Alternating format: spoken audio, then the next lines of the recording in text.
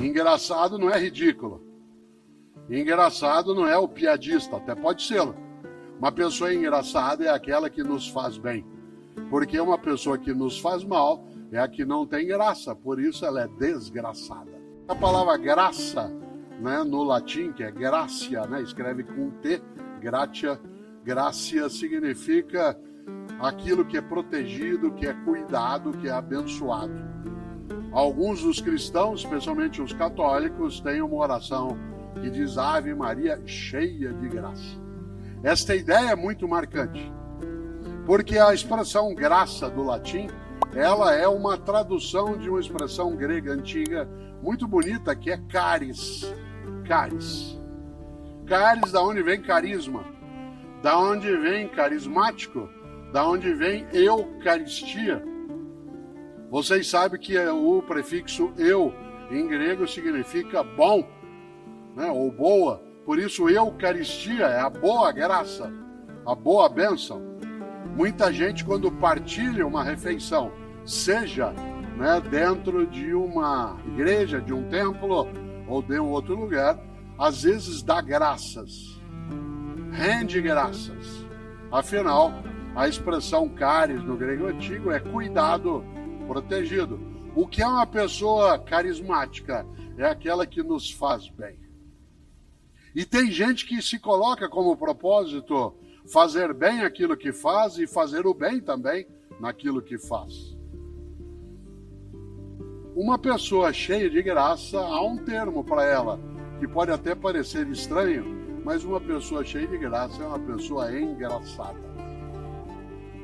Atenção, engraçado não é ridículo. Engraçado não é o piadista, até pode ser. Uma pessoa engraçada é aquela que nos faz bem. Porque uma pessoa que nos faz mal é a que não tem graça, por isso ela é desgraçada. Uma cidade que nos faz bem é uma cidade cheia de graça. Um trabalho que nos faz bem é cheio de graça. O que se ausenta na graça, a gente diz que desgraça. Por isso, olha só, você já ouviu isso ou já disse? Ô trabalho desgraçado! Ô empresa desgraçada! Ô família desgraçada! E agora com as redes sociais e tal, a família pode mostrar em larga escala que ela é um tribunal que não tem recesso, que funciona 24 horas de modo ininterrupto. E aí há pessoas que olham e dizem, ô família desgraçada. Eu moro em São Paulo, como disse, há 55 anos. É comum a pessoa dizer, ô cidade desgraçada. Ô governo desgraçado. Ô professor desgraçado. Quando eu era criança em Londrina, desgraçado era palavrão. A gente precisa cuidado. Eram duas palavras que eram proibidas quando eu era criança em casa. Desgraçado, que meu pai Antônio e minha mãe Emília impediam que a gente o fizesse. E a outra era lazarento. Hoje em dia nem faz muito sentido a palavra lazarento, ela parece um pouco arcaica, né? Minha mãe Emília, que faleceu com 93 anos, ela gostava muito de eu contar para ela duas piadas. E eu gostava de contar porque ela pedia para contar de novo. E eu podia contar outras vezes, não porque ela estivesse sem memória, mas porque ela ria muito. Uma delas é uma piada cheia de graça, porque às vezes eu dizia para ela que isso poderia valer para nós, claro que de modo humorado, em que diz que o menininho de 5 anos, a mãe proibiu que ele fizesse algo, ele virou para ela e falou assim, filha da puta. Ela falou, quem que é filha da puta? Ele falou, eu. E ela ria muito dessa história, porque aquilo tinha uma graça interna, independentemente do palavrão, né, tinha algo que encantava naquilo. A outra, ela era professora, tal como eu sou, e ela dizia algo que tem a ver até com a noção de vida, trabalho e propósito. Ela disse que a mãe, 6 da manhã, foi lá cortar o filho e falou, filho, acorda, tá na hora de você levantar, você tem que ir para a escola. Ai, não, mãe, deixa eu ficar na cama. Filho, levanta, por favor. Você tem que ir para a escola. Ah, mãe, não quero ir, deixa eu dormir. Eu não aguento aqueles meninos, não aguento aquelas professoras. Não... Filho, você tem que levantar, filho. Você é o diretor da escola. Tá? O tema Por que fazemos o que fazemos nos lembra algo no ponto de partida, que é segunda-feira, 6 da manhã. Toca o teu despertador. Você quer dormir mais um pouco? É só cansaço. Você não quer levantar de jeito nenhum. É estresse. Qual é a diferença entre cansaço e estresse? Cansaço resulta de um esforço intenso.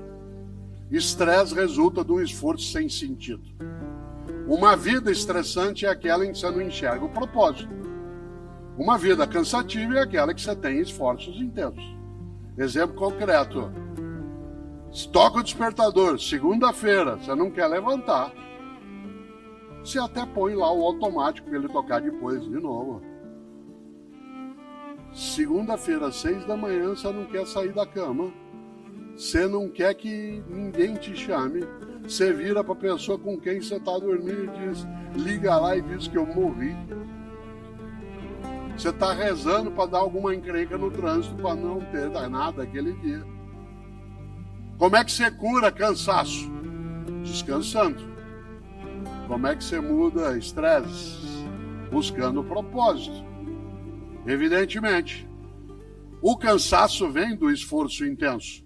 Há muitas pessoas aqui que são pais, mães, avós, cuidam de crianças, seja como adultos, em que é muito cansativo. Criança te exaure. Criança faz com que você entre em estado de exaustão. Quantas pessoas aqui que são pais ou mães de crianças pequenas, né, não veem a hora delas crescerem sem saber que fica pior? Que quando eles são pequenos você não dorme porque eles não deixam.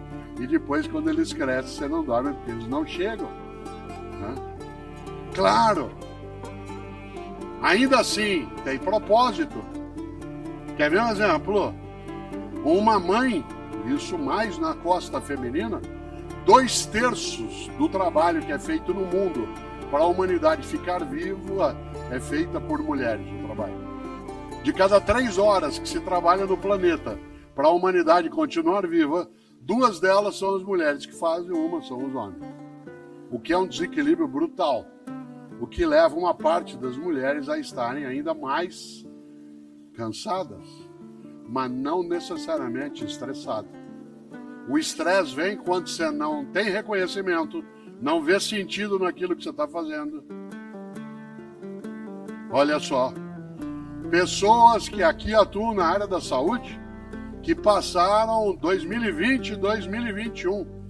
Nós estamos nos aproximando da data do primeiro óbito por Covid no Brasil, regulamentado oficialmente, que foi 17 de março de 2020. Eu nunca me esqueço, porque no 15 de março de 2020 eu fui fazer um programa de TV, um programa do Faustão. Aliás, eu estava nele a semana passada, lá no Arquivo Pessoal, sendo homenageado, que para mim foi muito honroso, mas fui fazer o programa e já era sem público. E nós não tínhamos óbito registrado ainda. No dia 15 de março de 2020, isto é, há 3 anos. A gente imaginava que logo aquilo sairia. O horror que veio, aquilo que nos marcou, machucou, feriu, colocou em luto de muitos modos, só não foi mais horroroso porque mulheres e homens neste país e fora daqui, no seu propósito de cuidar, não desistiram. Ficaram cansados, exaustos. Você tem dezenas de imagens na cabeça, e quem aqui é da área de saúde sabe, na enfermagem, na física, na medicina, na nutrição, na área de apoio, no transporte. Pessoas que a gente via as imagens em setembro, outubro de 2020, caídas no canto, encostadas nas paredes dos hospitais, exaustas. E não desistiram. Ah, doença desgraçada. Então vamos enfrentar. E por isso um monte de gente cheia de graça foi atrás. Insisto, não confunda cansaço